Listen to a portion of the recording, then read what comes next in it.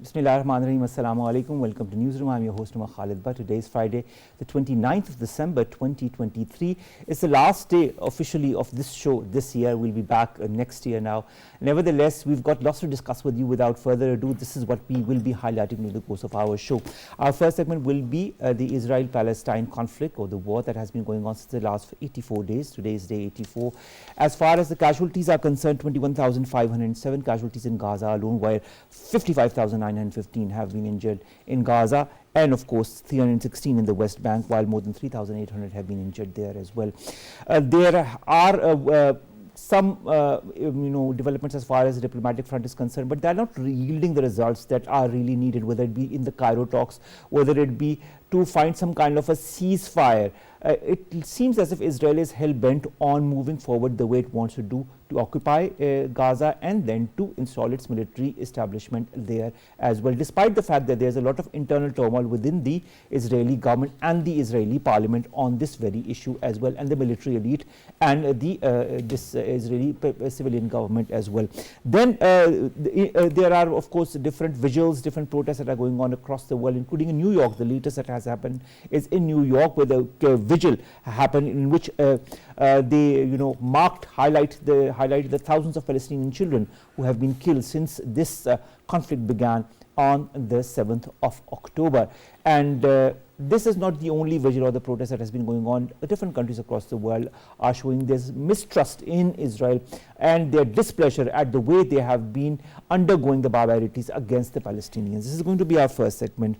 Also on the local front, our Prime Minister has announced a ban on any kind of celebrations on New Year to observe solidarity with the Palestinians and what is happening in Gaza.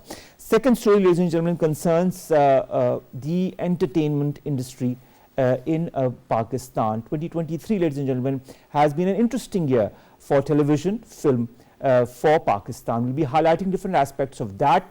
What were the highs, what were the lows, what should we expect from 2024 as well from Pakistan, and how important is it also for developing our soft image as our neighborhood countries are doing as well. Finally, we'll be talking about the contribution of overseas Pakistanis in the progress in the United Kingdom, ladies and gentlemen.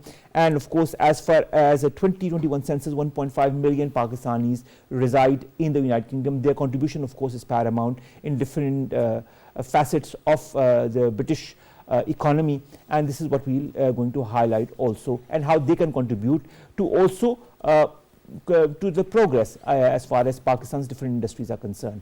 Then we'll be talking about the mainstay that has banned Donald Trump from its Republican presidential primary after the top election official ruled him ineligible because of the involvement in the January 2021 assault on the US Capitol.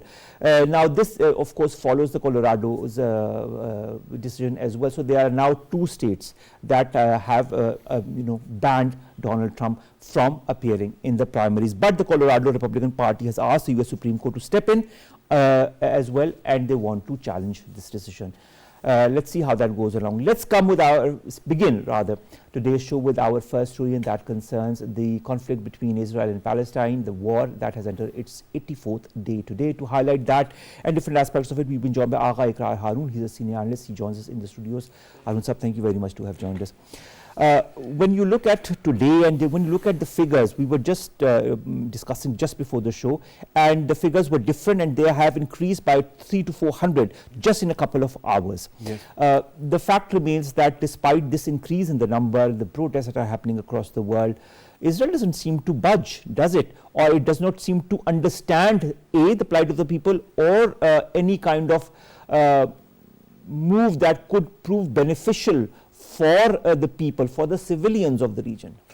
Very good question. But Omar, I am of the view that actually the movement of romanticism, which started in 60s, which believed in the public opinion, I saw it died down in 90s. From 60s up to the middle of the 90s, public opinion really mattered, but not today and not anywhere. As you already mentioned, so many rallies are being held all over the world, and I mean West is you can say leading these rallies. But what is the result of that? Now, the other part of your question, what is to be done? I think at least this release will document that humanity was not sleeping. There were people who were raising alarms. There were people who stood at the right side of the history. There were people who were conscious about the children and the women of But Palestine. won't it be too late whenever that happens? But it would be part of history. Just I tell you, this would be just a part of history. Operationally and practically, it wouldn't do anything because the Americans believes that there is a difference between the public and the government. They always say that we deal with the government, not with the public. So whatever they decide, unfortunately, of the Western I mean, you can say democracy believe that and accept that. But just imagine, as we were talking just before the opening of this show, US is assessing situation of Iranian-backed militia presence in Middle East. Just imagine the diction, Iranian-backed militia. So if there's a deliberate attempt to also, sideline the actual revolt against these barbarities and to put a name to it. Exactly. No, they have coined Iranian-backed militia. Okay, I accept it. If they are Iranian-backed, what about the Israel? Is it not the US-backed Israel, which is killing, children and women over there? But you won't see this adjective anywhere in the Western media. But you will see such Iranian-backed, blah, blah, blah. So this is how they are maneuvering, and this is how they are managing this disaster at, in a media. Look at the prisoners, the way they are treating their prisoners as well. I was reading a lot of reports of certain prisoners who have been released or previously detained in the northern part of Ramallah. He says they were blindfolded, forced into cars, and then they were beaten into very, very sensitive areas of their body. When they are prisoners who have been caught without any justification whatsoever, then you resort to that so that you can take out some kind of a confession, a false confession out of them. What does that bode as far as the humanity or the humanitarian rights that the world bodies so highly tom-tom about? Somehow or other, I appreciate United Nations bodies. They are, again I'm saying, they are documenting and they are raising questions. They are raising the issues. But what would be the outcome of it? You never know, I never know, because these decisions are taken in a power corridors. In power corridor, this is very clear. Whatever Israel does and will do, that would be protected by America. That is a veto power in United Nations. So nothing would come out in favor of Palestine. This is very clear. You was mentioning the proactive role of China and other countries which are trying to resolve this issue. I was reading a beautiful article. It was written by a Western writer. She said, in Western media, nobody is even trying to, you can say, appreciate China for this initiative. Even this story is killed in Western media. So just imagine how strongly they hold the media. And here we must appreciate certain media outlets like Al Jazeera or even Al Arabiya, somehow or other. They are trying to provide us some information. But these information are again coming from majority of they are coming from news agencies, and all Western news agencies are allowed to be there. Even no Muslim news agency is allowed to the other side of in the Israeli areas. So whatever the news come about so-called attacks on Israel or so-called like the today attack, they claimed that a truck rammed 4 Israelis or somewhere.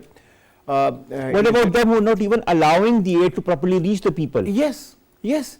And media is, and there is a total ban of, Al Arabiya, Al Jazeera, and all any other. Forget that the Israelis are not even given visas to United Nations officials. Yes, they are not giving. So they, nobody is talking about that. They are. They are champion of human rights, media rights.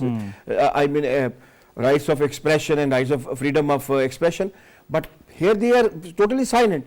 Why Israel is not allowed, independent media, forget the independent, even the Muslim media to be there, and the UN people over to be there. Why? Nobody is asking this question. All right. Now, Iqrar, Haroon, I'd like to give some facts because you were talking of the United Nations. The UN says 1,000 children in Gaza have been amputated without any anesthesia. The United Nations rights chief has also talked about the dehumanization of Palestinians in their own land. The United Nations has also said almost 85% of the population in Gaza has been displaced by the Israeli military onslaught. The DG of the UN, of one of the UN agencies, urges people to provide protective atmosphere to humanitarian workers who are helping people with terrible injuries, because as per the Red Crescent there, they are even attacking those who are working for humanitarian organizations. They killed people from the United Nations. They killed people from Red Crescent and other organization. They killed journalists also. They are killing everybody who is there and they don't like. And if you talk about what happened in hospitals and what happened in incubators, Omar, I would try to. I don't even want to look at the videos that are propagating on social media because it breaks our heart, because we can't do anything. Exactly. I want to actually erase all these things from my memory, which is not possible. But this is very unfortunate. We are witnessing it. And again, I said you, at least we should appreciate United Nations organization. They are documenting it. I agree that with you. That is important. But you know what is the height of depravity, the height of barbarity or inhumane attitude? I tell you one example. Skunk water was sprayed on worshippers at the Al-Aqsa Mosque during Friday prayers today. They have also been attacked with tear gas, grenades and rubber coated metal bullets.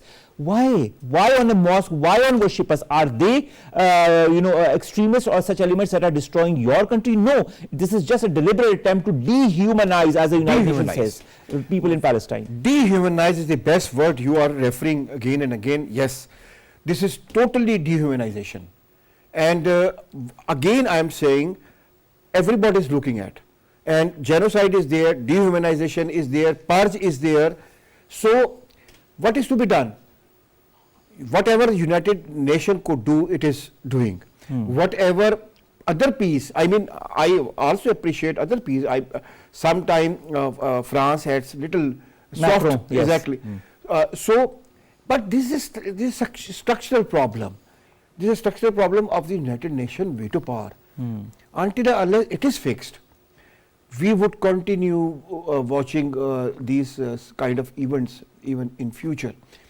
Because if you remember what happened in Rwanda, Rwanda genocide came on surface after 20 or 21 days, and there was reaction. And after reaction, all peace, supported Rwanda.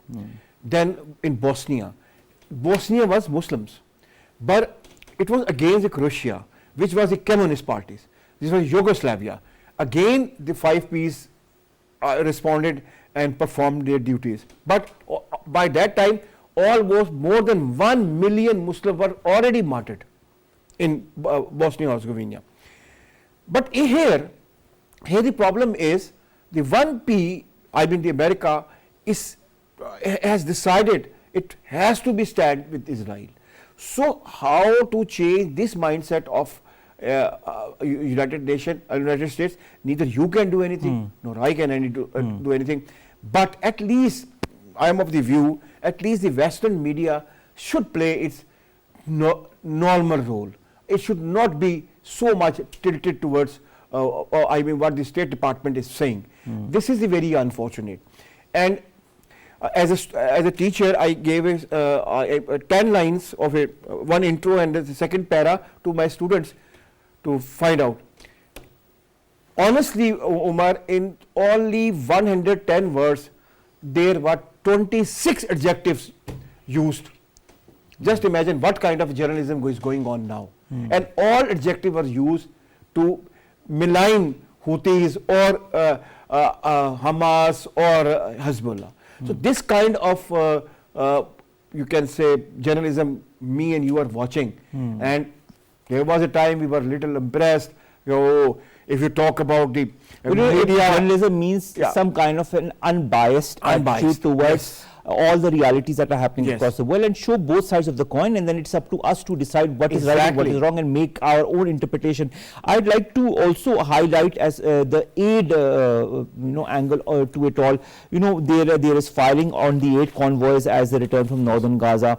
This has been confirmed by UNRWA. Then displaced and famished Palestinians are forced to queue for hours for food assistance in Rafah, as there is acute shortage of food as well. Aid groups say that 40% of Gaza's population is facing a risk of famine. And also more than 90% of Gaza's 2.3 million population is facing high levels of acute food insecurity. If you haven't killed them, they will be killed sooner or later because of the lack of food, lack of water, and lack of health facilities. There is no hospitals. There is no drinking water. Foods you have already mentioned with facts and figures. How would they survive? And winter is a winter. Winter is also there. And some areas which are closer to Lebanon, even there would be a little, light snowfall also. And they don't have any proper shelters. And you have already mentioned that even these refugees camps, they are being bombed.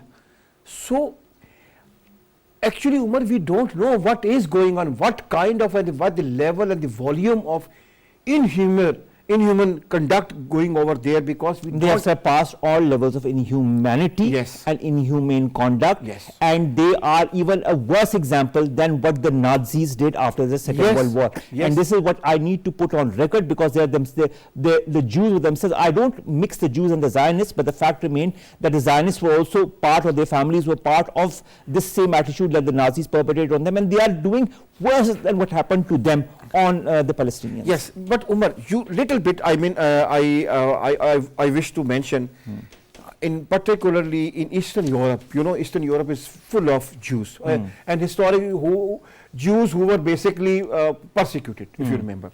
Even Jews in Eastern Europe, they are standing in the favor of Palestine. Don't do it.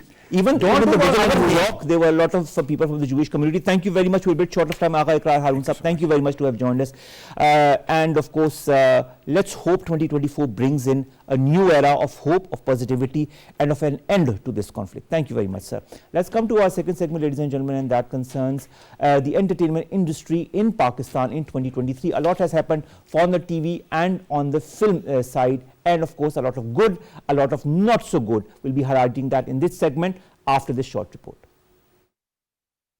As 2023 concludes, we are left with a notable lot of artistry provided to Pakistan television and cinema territories. Although Pakistani film industry is growing fast, but dramas still contribute a major share towards showbiz in the country. The world of Pakistani dramas has been blazing throughout the year with sizzling storylines, compelling characters and plot twists. Tere Bin was the ultimate fan favorite in 2023. It was an all-out success among drama buffs and became the most talked about drama after Mere Paas Tum Ho. The sizzling chemistry of Yumna Zaidi and Wahaj Ali just stole the show. Kabli Pulao changed the entire dynamic of Pakistani dramas. Starting from its first episode right up till the last episode, Kabli Pulao broke stereotypes by providing the perfect entertainment for those viewers who prefer watching dramas that are out of the box. Sabina Farooq as Barbina just nailed her role.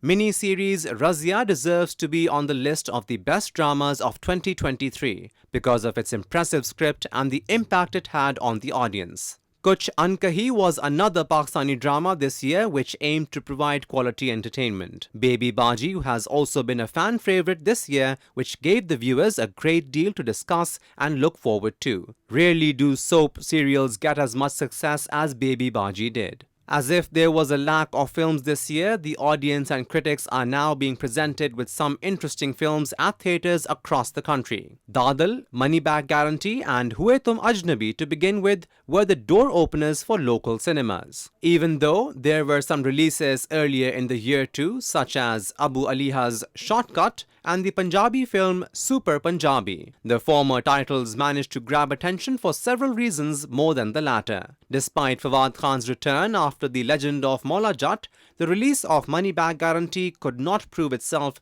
to be a blockbuster or even near to the massive success of Khan's movie. Viewers and critics disliked the less cohesive flow of the film, which turned out to be the biggest reason for its failure. During the year 2023, various Pakistani showbiz stars bid farewell to the mortal world, including invaluable gems like Kavi Khan and Zia Mohyuddin. Renowned actors like Kavi Khan, Shakil Ahmed, Majid Jahangir and Shoaib Hashmi are among those artists. Prominent figures such as the acclaimed poet Amjad Islam Amjad and the well-known television host and legendary vocalist Zia Mohyuddin also joined departed artists. जिंदगी से डरते हो, जिंदगी तो तुम भी हो, जिंदगी तो हम भी हैं.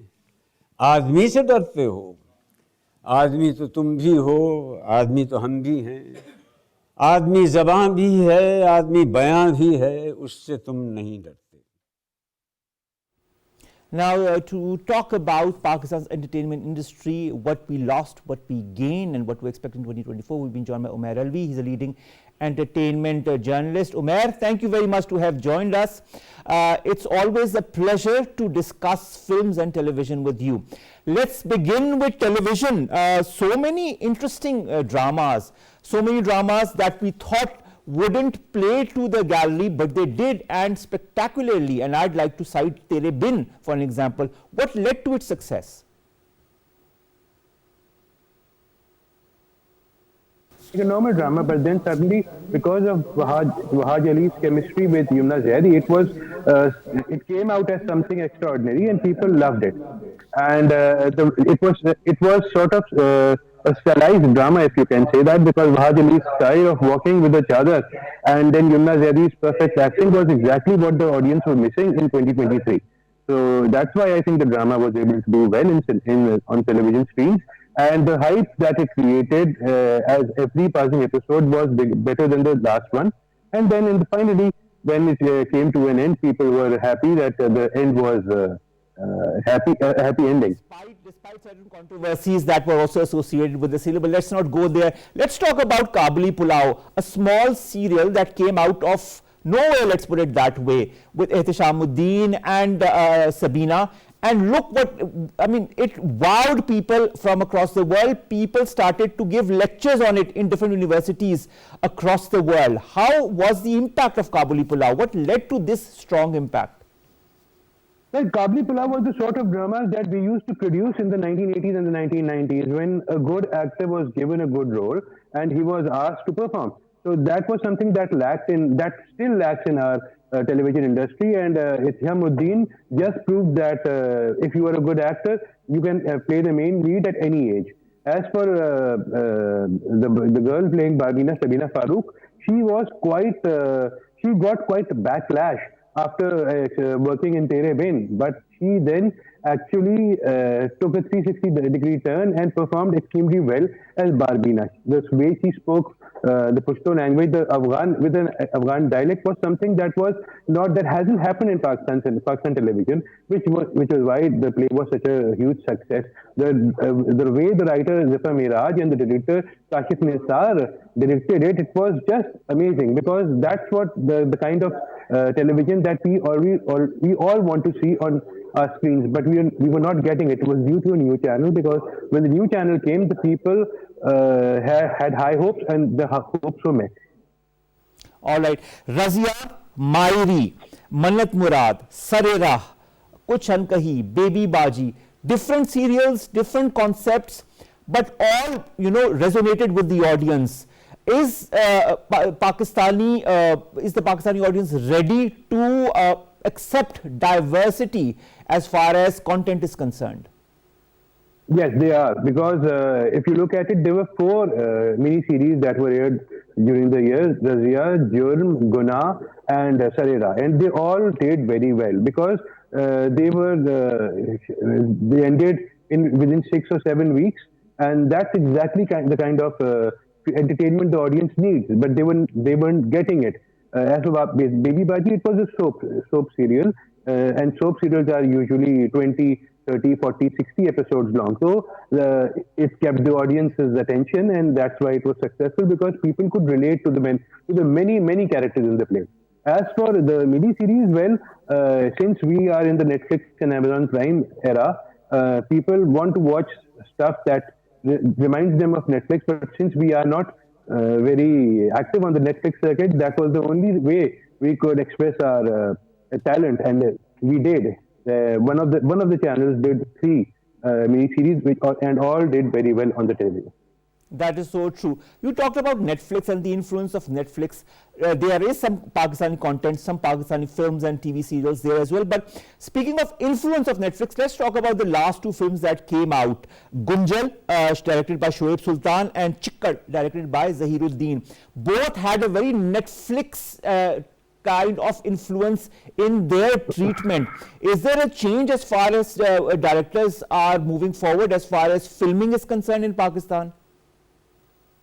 I hope that that both the films, Gunjal and Chikkad, which are in the cinemas right now, they managed to do well. But right now, it seems highly unlikely, because as we all know that the cinema tickets prices are very high, and people avoid going to cinemas because at that price they can get Netflix and Amazon Prime connection together for an entire month. But I hope that the way the Netflix way of Chikkad and Gunjal, it manages to inspire other filmmakers who can come forward and make films like these 2 films, and so that people come and watch them in cinemas. The issue with Gunjal is that it was released way too late in the year, and the same goes for Chikkad. Had these films been released in the mid of the year, it would have been, they both would have done well. But since the distributors think that the vacation time and the winter vacations are the best time for such films, they managed to release them in front of Aquaman and Wonka, which was something that I couldn't understand at first. I told them, and I hope the many other people also told them that it was not a good time to release the film, but since they did, they are not able to do well at the box office. But yes, both the films were were extremely well made and were extremely well performed by the actors. All right, Omair, what is this phenomenon of releasing films only on Eid days or on holidays? I mean, if you look at any other part of the world where the film industry is working one way or the other, they never release the films on certain occasions. They do release some films, but not all films. Why is there a certain gap as far as the release of films in Pakistan is concerned? That is because we are not an industry. We are just a bunch of filmmakers who make films and who want their film to be released on Eid. On Eids, basically. Now, if you look at the Eid al-Fitr schedule of 2023, there were 4 films, and none of the films did well, and because they were all clashing against themselves. And the same goes for Eid al-Azha, when there were 6 films. And if had the Karachi Censor Board Chairman Khalid bin Shaheen not intervened, it could have been 7 films.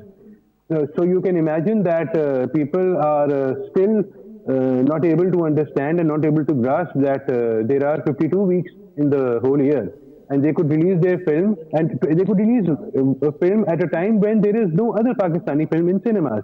Yeah, if you take the example of John, it came on the eve of Mission Impossible's release, and it clashed with Mission Impossible. Now, who would, in the right mind, go and watch John instead of Mission Impossible?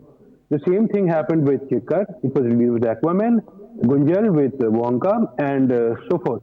So until and unless the filmmakers decide that any film can do anywhere on the calendar, on any Friday, and it doesn't have to be a Friday.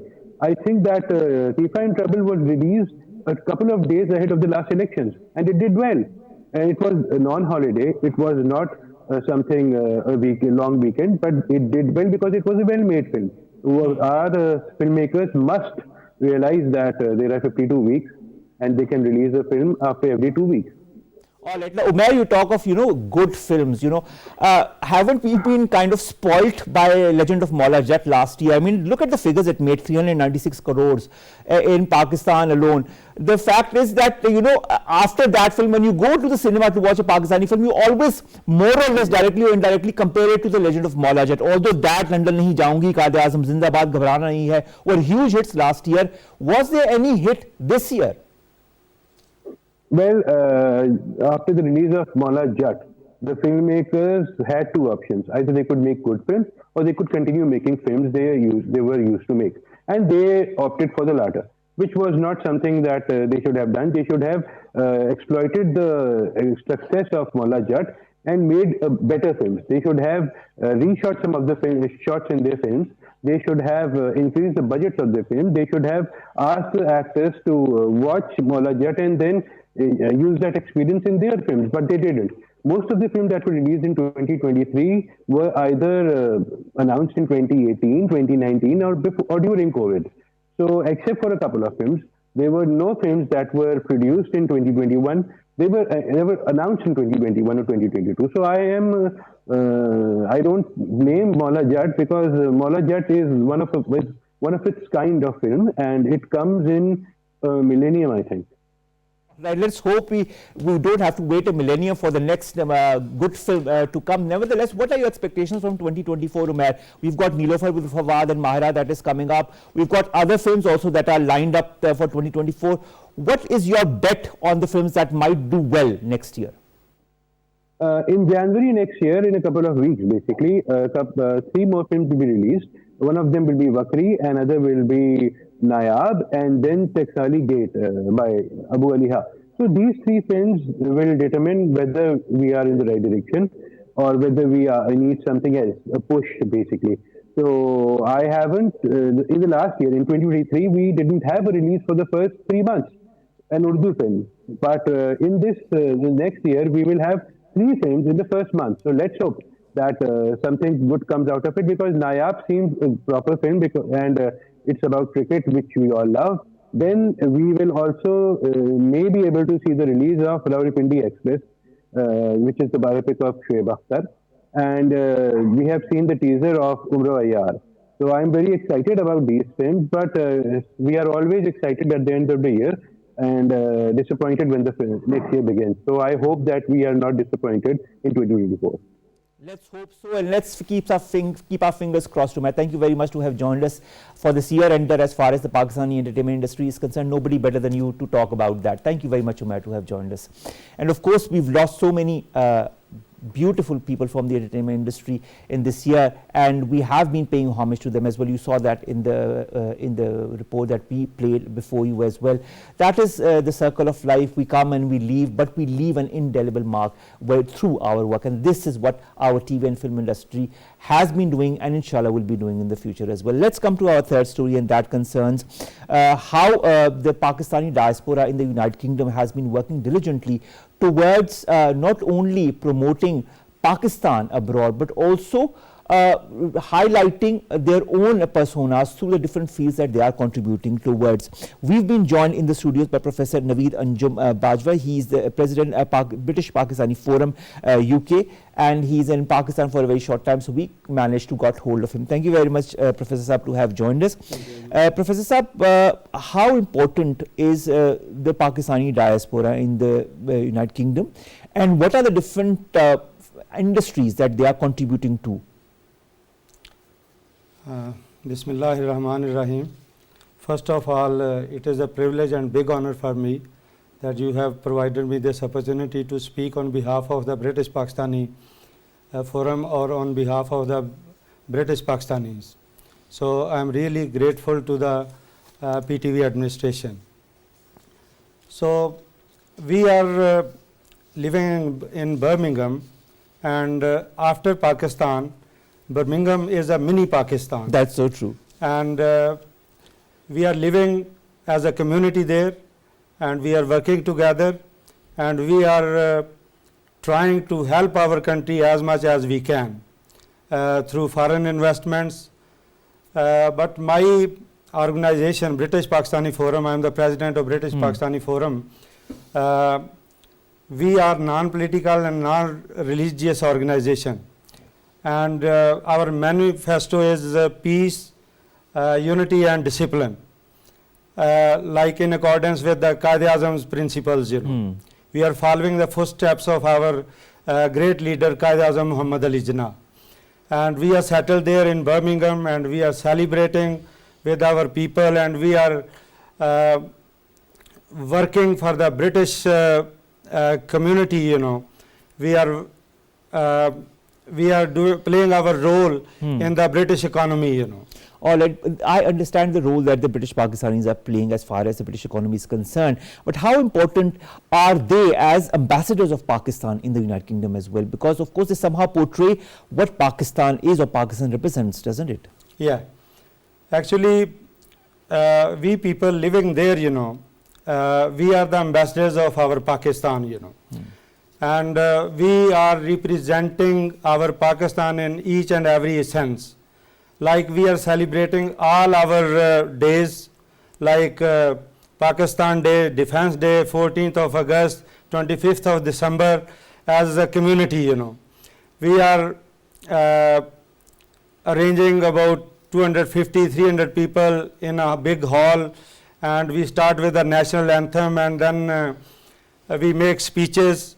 We love our Pakistan, and in our blood only Pakistan is there. That is so true, and I think that is what should be portrayed also, so that the people there, whichever nationality they are in the United Kingdom as well, understand how much Pakistan are passionate about their own country.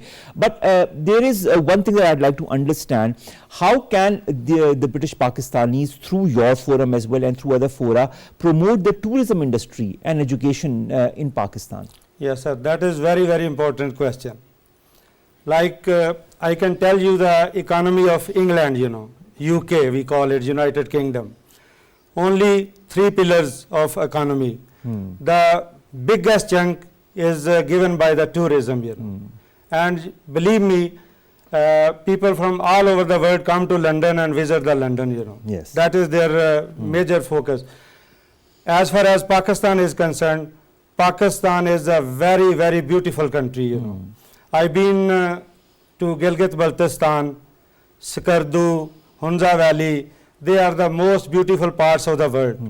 There's a natural beauty, there's a serenity, there's a grandeur of God, True. And if you go to the northern areas of the Pakistan, that is a beautiful, and if Pakistani government pay focus on international tourism, we don't need to go to IMF, For $1 billion, we are abiding by so many conditions. But how can your forum, for example, contribute towards promoting tourism in Pakistan? Sir, we are already doing it, I am personally doing it. Okay. Like we are making an indoor shopping mall in Islamabad, Gulbarga Green. I am spending 400 billion rupees there, In Murray, I have about 85 canals of land, and I am trying to make villas there, and that is named as British Island, So, but can you, through these areas that you are developing, also bring in tourists from the United Kingdom? Yeah, we can certainly, but I will advise to our government of Pakistan that they should bring stability in the country, No matter which party is coming to power, but you should bring stability in the country, and you should try to win the confidence of the people. You should try to win the confidence of the overseas Pakistanis, So if they bring all their investment in Pakistan, I am telling you the truth, there is no one who can stand us from being prosper, and Pakistan will have a great future then, How can we promote the education or the whole system of education in Pakistan? Yes, because I am an educationist, I done masters in English, then I been to Oxford and Cambridge University, Yeah. So I came here and I met with very high delegations of the government of Pakistan. One of them was Sadiq Sanjrani, the chairman of Senate. So I asked him that I am passionate about Pakistan. I want to work for Pakistan, if you provide me a piece of land somewhere, I'll bring my own investment, I'll bring a model educational institution of very high standard, like you have here Beacon House, City School, American School, you know, Frabbles.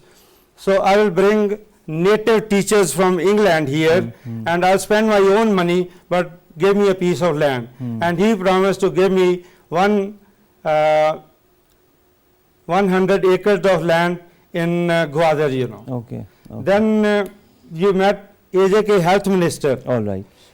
His name is Dr. Nisar Abzali, you know. He is a very visionary leader. And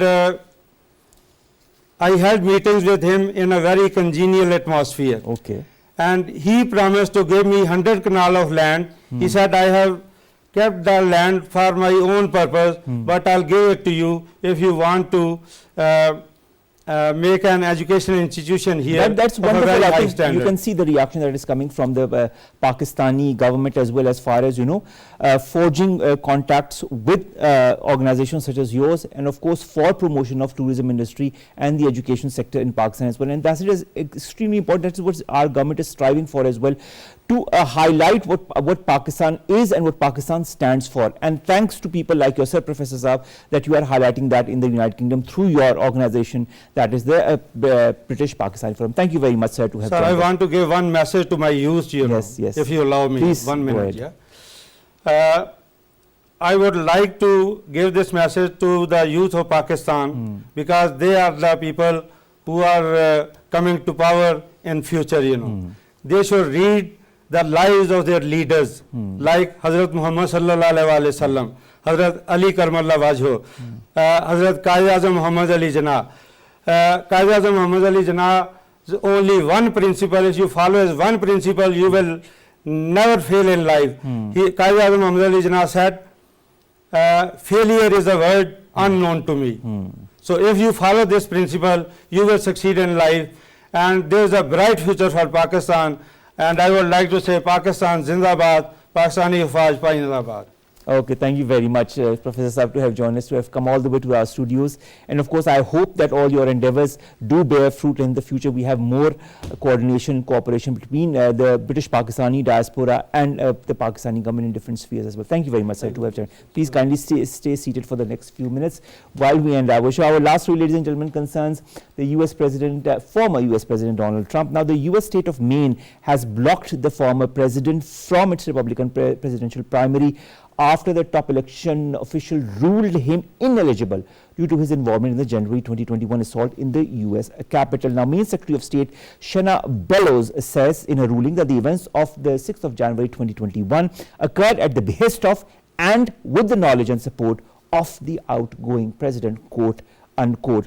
Trump's campaign has quickly slammed Bellows' ruling as an attempted theft of an election and the disenfranchisement of the American voter. Now, the campaign spokesperson Stephen Chung says that Trump is going to appeal the Maine Secretary of State's decision. Let's see if that happens. On the same end, the Colorado Republican Party on Wednesday has also asked the U.S. Supreme Court to intervene after Colorado's top court disqualified the former President Donald Trump from appearing on the state's Republican primary ballot. An attorney for the Republican group has said, let's see where all of this leads to. But nevertheless, these are important developments from two states, Colorado and now the U.S. state of Maine. We'll be updating you as and when that comes along. With that, ladies and gentlemen, we come to an end of today's newsroom. This is the last show of the year. We'll be back, inshallah, next year with news stories, segments that pertain to you, us in Pakistan. Have a blessed new year, let's put it that way, and please do think of your Palestinian brothers and sisters whenever and however, and if you can somehow raise your voice for them on any social media or any other media, kindly do that, because that is what they need, as much of support from their Muslim brothers as possible. Have a great weekend and a wonderful year ahead. Allah Hafiz.